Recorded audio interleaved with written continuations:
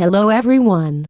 Welcome back to Flat Earth Channel, where you can access the latest US news. On August 10th, former Vice President Joe Biden speaks at the Iowa Democratic Wing Ding about President Donald Trump. That there is an existential threat if we, in fact, keep Donald Trump for president for 4 more years. Now, I'm not saying it for applause because, you know, ladies and gentlemen, presidents, the words they say matter. They can move markets. They can send women and men to war. They can make peace. They can inspire us to reach the moon. They can appeal to our better angels. But they can also unleash the ugliest, most venal side of society.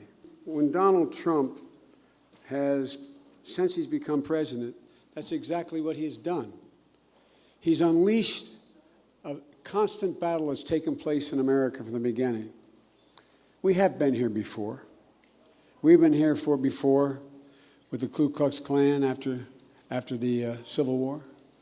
We've been here when 3,000 Klansmen in 1925 walked down the streets of Pennsylvania Avenue in Washington, D.C., wearing full garb, and when, in fact, their pointed hats and the like, when there were over 30 members of the House who were declared Klan members, when, in fact, there were, I think, 6 or 7 senators who were open Klan members.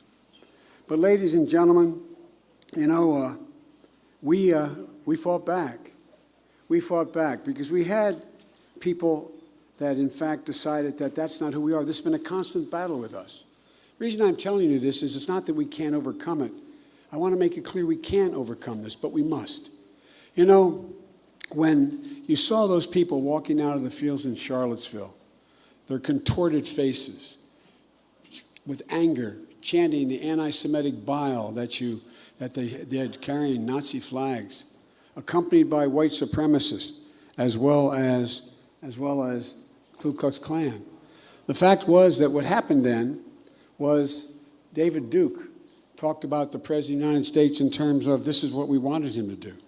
He said he'd return us to what we should be. We found a president who said at the time, when asked when that young woman was killed, what about the 2 groups that clashed? And he said what no other president has ever said. He said there are some very fine people on both sides. No, he did. This is a reality.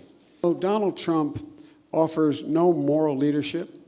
He has no interest in unifying the country. 330 million Americans who have to do what our president can't.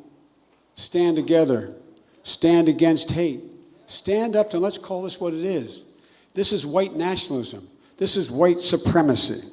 It's not only our values that are under assault. Everything that makes America, America is under assault. Look at his attacks on the free press, his attacks on the independent judiciary, a legislature is supposedly a co-equal branch of the government. These are the guardrails that have decided that we set up long ago to contain the abuse of power.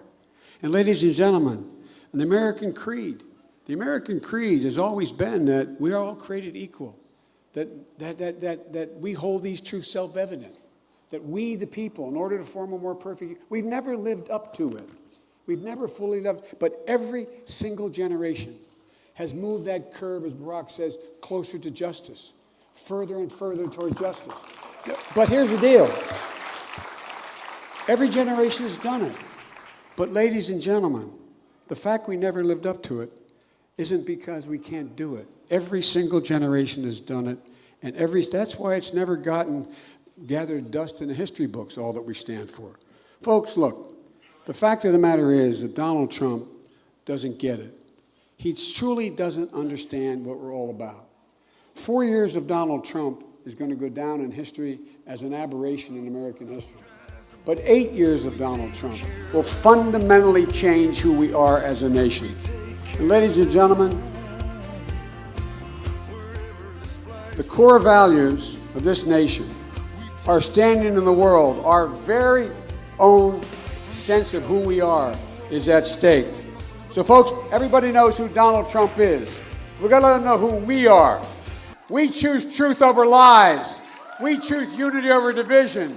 We choose that we, in fact, are going to stand for what we always have. Because if we do, we can take it all back tomorrow. And we must. Donald Trump is the existential threat. Nothing will happen. Not a single thing can happen of what we care about unless we defeat Donald Trump. So God bless you all, and may God protect our troops. Let's take it back. I refuse to wait any longer. Take it back now. This is America, the United States. There's nothing beyond our capacity. So stand up, America. Take it back.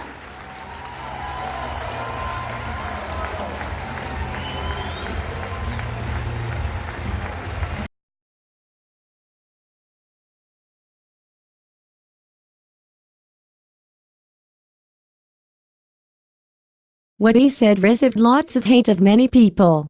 Timothy W. Greenway comment. Please take your dementia medication. Jerry Odom comments. 033 We have no room for socialist in our constitutional republic. Wait 8 years of your tyranny. We don't need another 8. Your threat to national security. Viva Burnett share his idea. Hate keeps spreading hate toward the President of the United States. You pause. Top fan Sergio Moreno shared. What a dork. He can't talk about his policies because he has none. He needs to fall in the left's talking points that will go nowhere. Pathetic.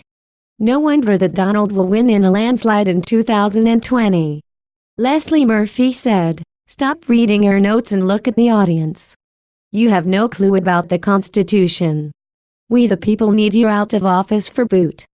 Hope Gaber shared his idea about Joe Biden.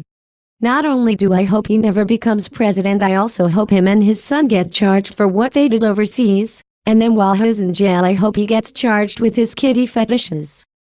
Thanks for listening. Please subscribe our channel to update the latest news in America.